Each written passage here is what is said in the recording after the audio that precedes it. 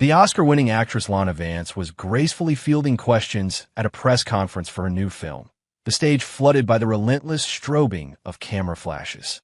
Suddenly, her phone buzzed.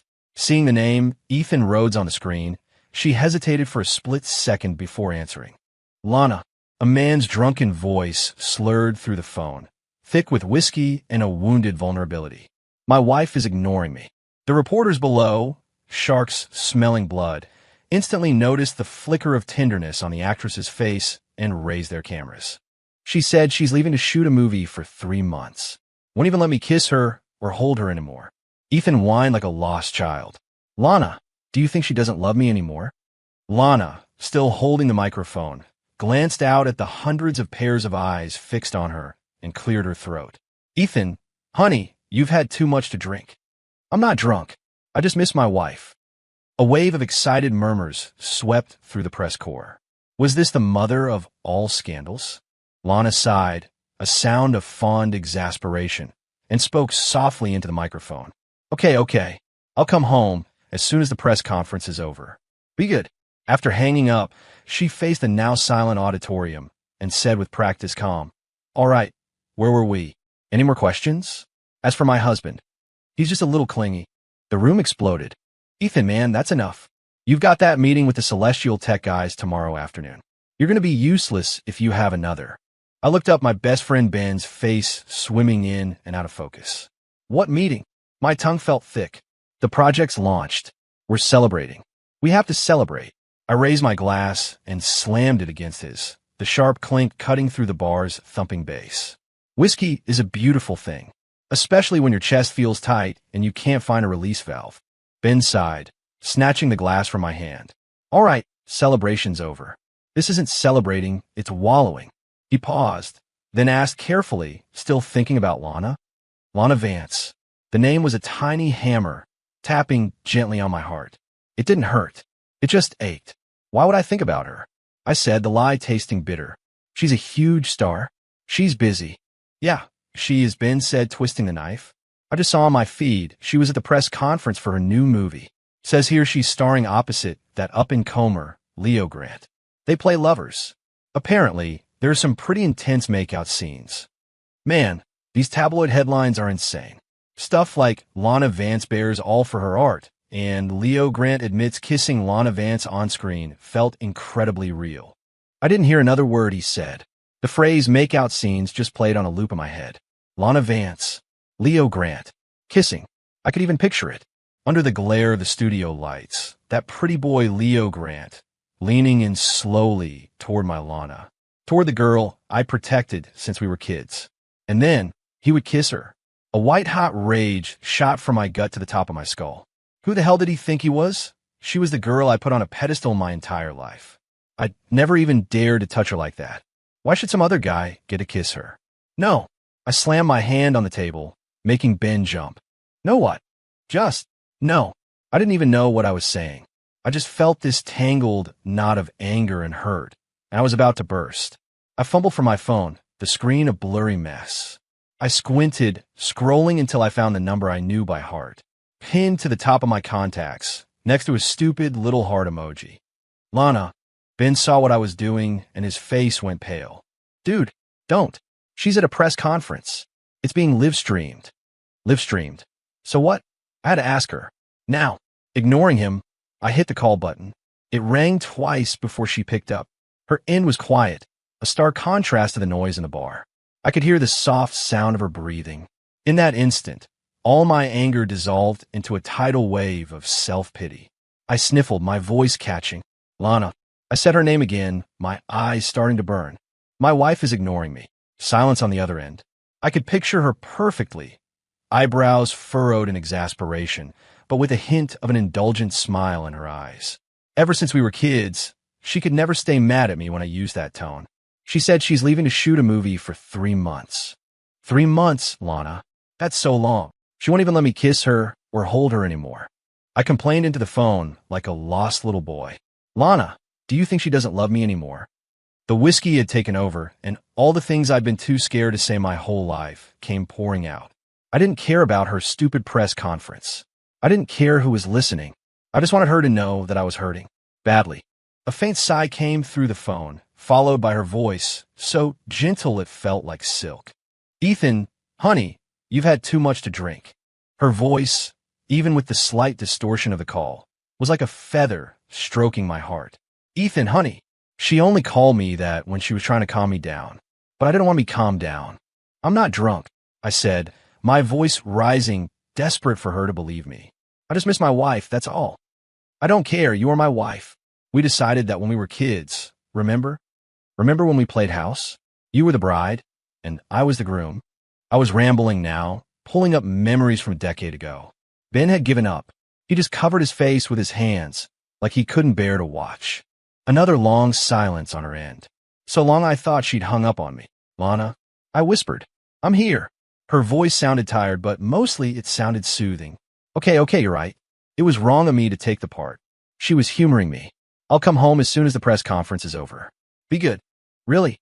I was skeptical. Really, she said, a smile in her voice. I promise. Pinky swear. Yes, pinky swear. A wave of satisfaction washed over me, like a kid who'd just been given a piece of candy. Then hurry back. I will. After hanging up, I tossed my phone on the table. An immense sense of relief and a crushing wave of exhaustion hit me at the same time. I slumped forward, my head on the table, and passed out. In the last second before the darkness took me, I thought I heard Ben groan. It's over, Ethan. You're trending on Twitter. The hangover felt like someone was trying to split my skull with an axe. I pried my eyes open and found myself in my own bed. Sunlight sliced through a gap in the blackout curtains. You're awake. Ben's voice came from the side, laced with morbid glee. I pushed myself up, rubbing my throbbing temples. How'd I get here? I drag you, Ben said, tossing my phone onto my chest. By the way, check out your masterpiece. The screen lit up with a flood of missed calls and notifications. At the very top was a push alert from TMZ, the headline in bold black letters that made my eyes ache. Oscar winner Lana Vance's secret marriage revealed in shocking press conference call. I tapped it, and a video immediately started to play. It was the press conference. Lana, looking stunning in an elegant white dress, was calmly answering a question. Then her phone buzzed. In the video, I saw her answer the call, a gentle, unguarded look flashing across her face before she could stop it. And then came my voice, drunken, pathetic, and whiny, broadcast clearly through her still active microphone for the whole world to hear. My wife is ignoring me. She said she's leaving to shoot a movie for 3 months. Won't even let me kiss her or hold her anymore. Lana, do you think she doesn't love me anymore? The reporters in the video went into a feeding frenzy, the camera flashes turning into a solid wall of light. And Lana, after a moment of stunned silence, actually leaned into the microphone and said in a tone you'd use on a toddler, Okay, I'll come home as soon as the press conference is over. Be good. The video ended with her hanging up, looking out at the dead silent room, and dropping one final, devastatingly cool bombshell. All right, where were we? Any more questions? As for my husband, he's just a little clingy. Boom. I could almost hear the sound of my brain exploding. This was bad. I wasn't just trending. I had just nuked the entire entertainment industry's servers. I had ruined Lana Vance.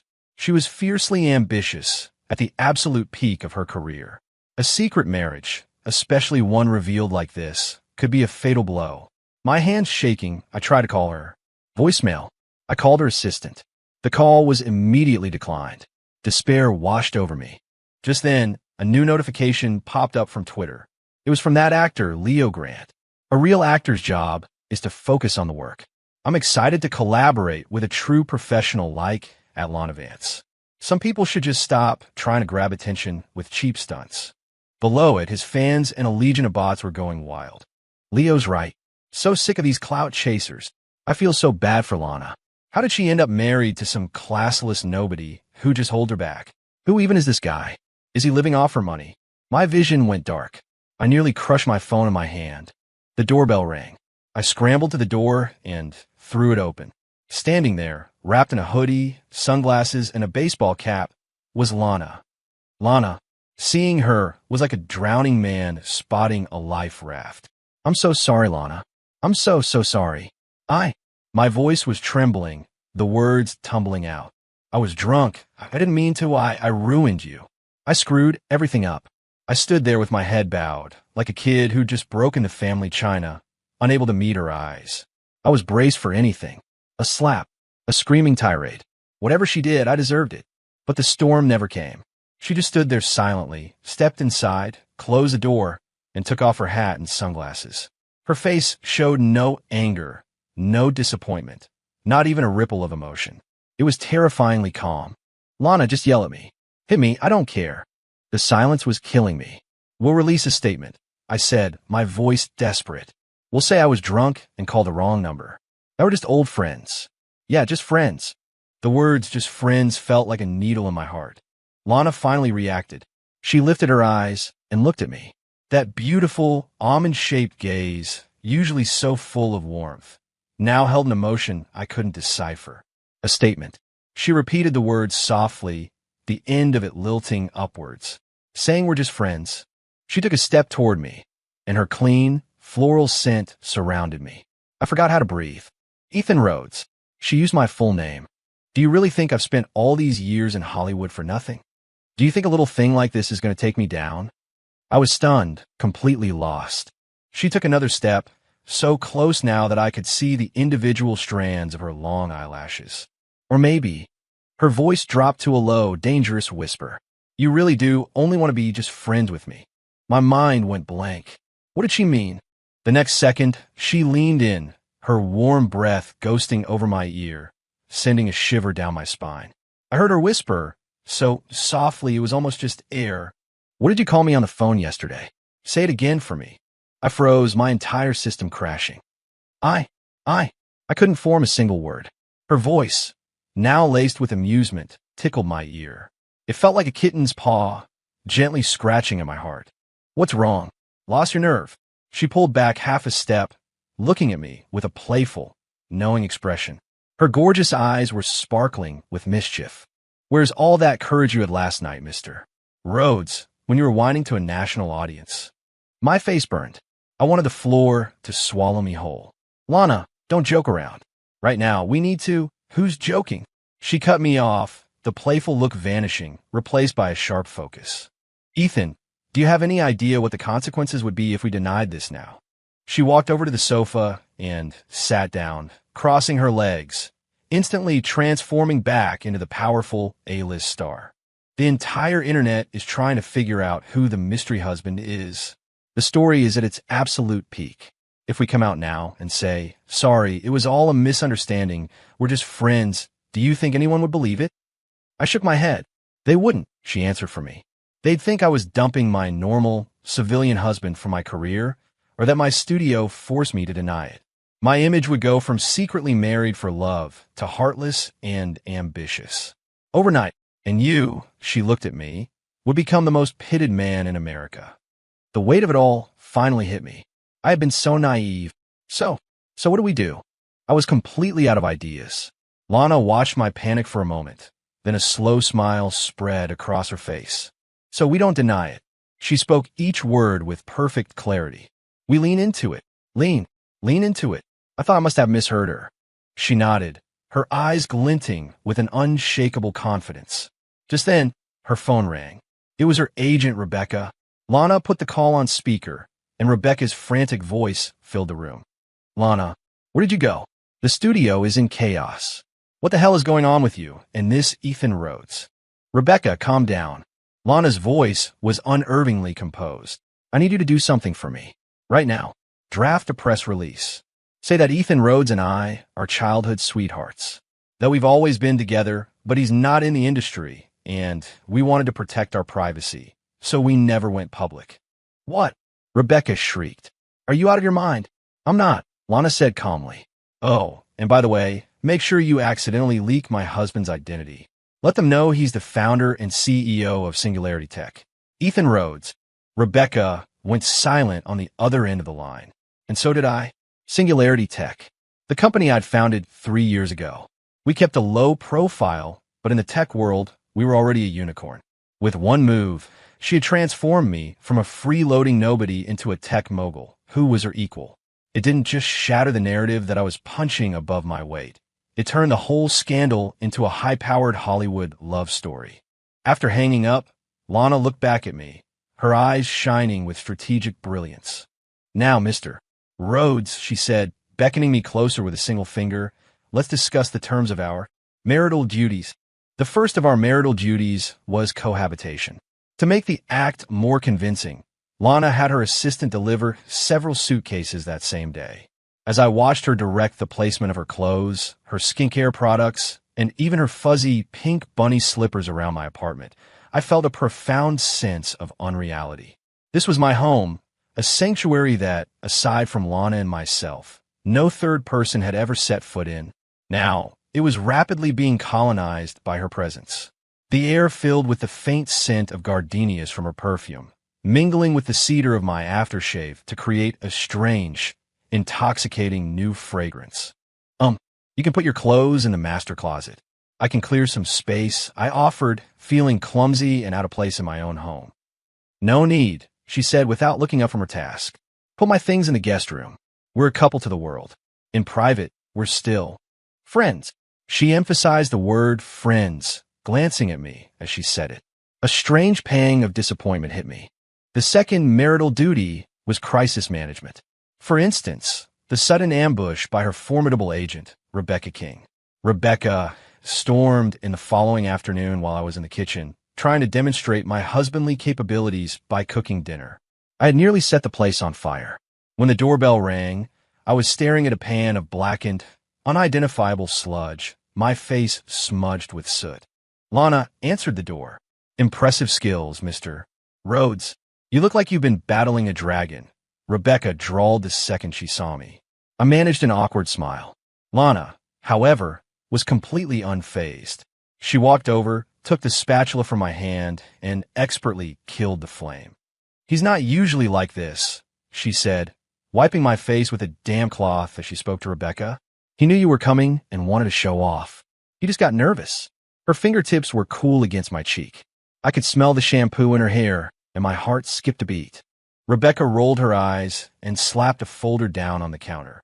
"All right, save the performance for the cameras. This is the PR strategy the studio drafted. Take a look." It was a detailed script, outlining joint appearances we had to make and a list of standard answers for media questions. "When did you get together?" Answer: "We've known since we were kids he was the one." "Who pursued whom?" Answer: "He pursued me. For a very long time." "Are you engaged?" Answer: "We're keeping that private for now, but soon." I looked at the Q&A, which read more like a movie script, and my head began to spin. Lana, however, read it intently, even making notes in the margins with a pen. "I think we can punch this up a bit," she said, tapping the question about the proposal. "Let's change it to, he proposes every single day. I just haven't decided how I want to say yes yet." It's much more buzzworthy. Rebecca pinched the bridge of her nose. "Lana, are you trying to make this story even bigger?" Of course, Lana smiled a sly, cat-like grin. "We have to make it worth that phone call he made, don't we?" She glanced at me again. Her eyes clearly said, "You started this, Mr. Rhodes." Our public debut as a couple was at a star-studded charity gala in Beverly Hills. According to Rebecca's script, my role was to be the adoring, loyal husband whose eyes never left his wife. Honestly, it wasn't difficult. I didn't have to act at all.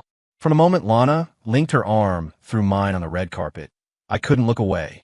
She wore a deep crimson velvet gown that made her skin look like porcelain. She was radiant, incandescent. Under the flashbulbs, she was the only thing I could see. Inside, we were inevitably the center of attention. People drifted over with champagne flutes, offering congratulations while trying to dig for gossip. I handled them all with the scripted answers, until an unwelcome guest arrived. It was the actress Sophie, Lana's well-known rival, a woman famous in the industry for her two-faced sweetness. "Lana, I'm so happy for you," Sophie cooed, her smile not reaching her eyes. "It must be nice. The rest of us still have to slave away in this business." Lana gave her a lukewarm smile. "I guess I'm just lucky. Not like you, Sophie. You're so well-connected, always finding powerful people to help you out." She glanced meaningfully at the portly director standing next to Sophie. The comment made Sophie's face flush. Having failed to score a point against Lana, she turned her attention to me. "And you must be Mr. Rhodes, so young and successful." She raised her glass to me, but her eyes were full of judgment. "You better keep a close eye on our Lana, though. She and Leo Grant are just electric in the new movie. I heard they had to do one of their kissing scenes over a dozen times to get it right. The director is such a perfectionist. And you know Lana, she'll do anything for her art. With every word she spoke, my jaw tightened. My hand clenched around my wine glass, nearly shattering it. The kissing scenes. Leo Grant. Again, this woman was deliberately trying to get under my skin. Just as I was about to lose my temper, Lana's hand gently covered mine under the table. Her touch was a warm, steadying current that instantly calmed the storm inside me. "Sophie, your sources are a little off," Lana said, her voice cool and even. I used a body double for those scenes. The director was very understanding about an actress in a committed relationship. Her hand gave mine a little squeeze. After all, she looked at me, her eyes filled with a look of pure adoration. The man I have at home gets jealous. Then, before I could process what was happening, Lana leaned in, cupped my face in her hands, and pressed her lips to mine. A soft, definitive kiss. Right there, in front of everyone. The entire ballroom went quiet. Sophie's face turned the color of a plum. I could feel Lana's body, pressed against mine, tremble slightly. That kiss at the gala sent the shippers into a frenzy. The internet exploded with cries of, "I can't even. OMG, this is what real love looks like. This is it. This is a grown-up power couple. Leo Grant and his puppy dog Eyes can step aside. Did you see Sophie's face? She tried to stir up trouble and got shut down by the queen herself.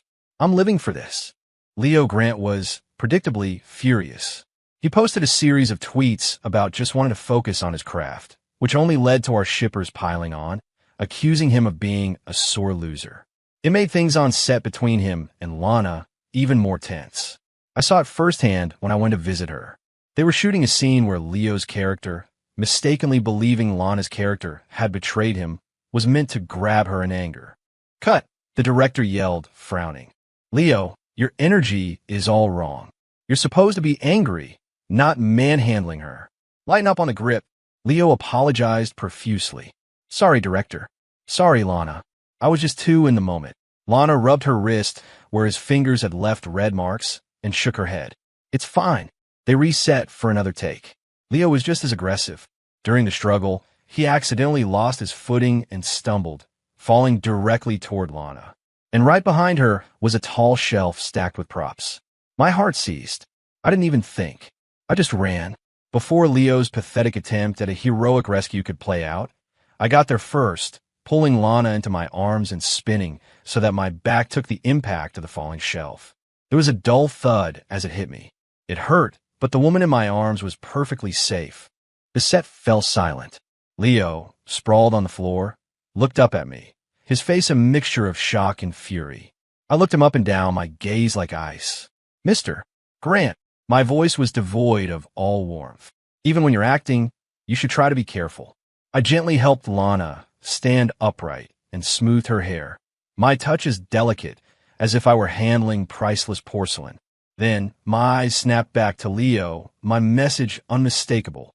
"She's mine." I'd stopped myself just short of saying my wife, but the possessiveness in my voice was absolute. "If a single hair on her head is harmed, you'll answer to me." After the incident on set, Leo Grant became a model of professionalism. Our public image as the devoted couple was solidified. We did a few talk shows, shot a couple of magazine covers. Our chemistry was palpable, our unspoken glances and gentle touches fueling the fantasies of shippers everywhere. Life went on, day by day, in this strange space between reality and performance. I got used to waking up to her scent on the pillow next to mine. I got used to her frowning as she snatched the instant ramen from my hands and made me a proper breakfast sandwich instead. I got used to the evenings, with her sitting cross-legged on the sofa in a face mask, debating the merits of a new script with me. It almost felt like we were a real, ordinary married couple. But I knew better. Every night, when she retreated to the guest room and closed the door behind her, a crushing sense of emptiness would swallow me whole. I was addicted to this warmth, this closeness, but I was terrified that it was all just an illusion, a dream I would eventually have to wake up from. The feeling was driving me insane. The movie, 3 Months, finally had its premiere. At the after-party, Lana was cornered by producers and industry executives and ended up drinking far more than she intended. By the time we got home, she could barely stand. I supported her as she leaned against me, her body pliant in my arms. "Lana," I said softly. She didn't answer, just buried her face in my chest and mumbled, "Ethan, I'm dizzy." Her voice was soft and slurred with alcohol. It sounded like she was pouting. My heart melted. I scooped her up in my arms and carried her toward the master bedroom. I gently laid her on the bed and turned to get her a glass of water, but her hand shot out and grabbed my wrist. She opened her eyes. The alcohol had made them glassy and dark, impossibly alluring. "Ethan, yeah, let's stop pretending." She said each word with perfect, sober clarity. My heart plummeted into my stomach. This was it. The moment of judgment had finally arrived. The movie was a hit. The charade, which I had started, was no longer necessary. It was time for the curtain to fall. My throat felt tight. I couldn't speak. So this is what it felt like when the dream ended. It hurt more than I ever could have imagined. "Okay," I heard myself say, my voice raspy and thin. "You're right. It's time. The movie. It was a huge success. Thank you, Lana, for playing along with me for so long." I tried to pull my hand away, but she held on tighter. She just stared at me, her eyes swirling with a complex emotion I couldn't name. "Ethan, you're such an idiot." She said it so softly. Then, with a sudden tug, she pulled me down toward her. I lost my balance and fell, catching myself with my hands on either side of her head, my body hovering over hers. Our faces were inches apart. I could feel her breath on my lips. When I said, "Let's stop pretending," she whispered, her eyes locked on mine, her voice trembling with a desperate courage. "That's not what I meant. Ethan, I don't want to pretend to be your wife anymore." She paused, her eyes welling up with tears. "I want to be your real one." My brain shut down. The world went silent. The only things I could hear were the frantic drumming of my own heart and her short, ragged breaths. "You." I opened my mouth, but no words came out. Seeing my dumbstruck expression, Lana's tears spilled over, but she couldn't help but laugh through them. "Ethan, you blockhead. You absolute idiot." She balled up a fist and thumped my chest, not hard enough to hurt. "Do you have any idea how long I've been waiting for you to say something? I've been waiting since we were kids playing house, since the very first time you ever called me your wife. I waited 10 years, Ethan. And what did I get? You telling me we should issue a statement saying we're just friends." The more she spoke, the more the tears flowed. "So, when you made that call during the press conference, do you have any idea how happy I was? I thought, finally, the idiot finally gets it. Even if I had to force your hand, I didn't care. I was done waiting. So that was it. What I thought was a career-ending catastrophe was the opportunity she had been waiting for. What I thought was a performance was her meticulously executed plan. It wasn't just me. It was never just me.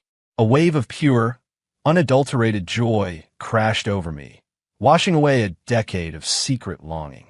I lowered my head and kissed the salty tears from her cheeks, my voice shaking with emotion. "I'm sorry. I'm so sorry, Lana. I'm in love with you. Not like a childhood friend. Like a man is in love with a woman. It's been you. It's always been you."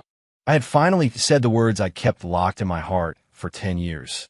She laughed through her tears, wrapped her arms around my neck, and pulled me into a kiss. This wasn't for show. It wasn't a test.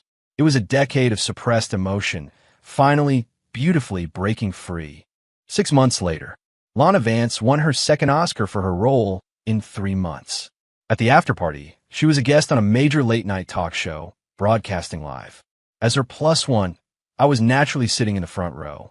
The host, a man who loved to stir the pot, smiled at us. "The whole world is dying to know," he said, looking at me.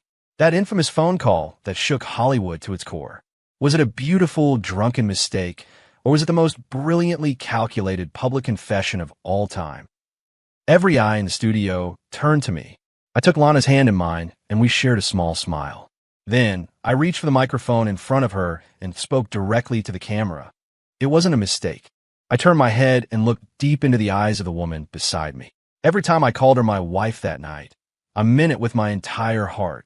As the audience gasped, I slid off my chair and onto one knee, pulling a small velvet box from my pocket, a box I had been carrying around for a very, very long time. "So, Lana Vance, will you let me call you that for the rest of our lives?" Lana covered her mouth, tears streaming down her face like pearls. But through them, she broke into the most radiant smile I had ever seen. Over the deafening chants of "Say yes. Say yes" from the audience, she nodded furiously, her voice thick with happy tears. "I will.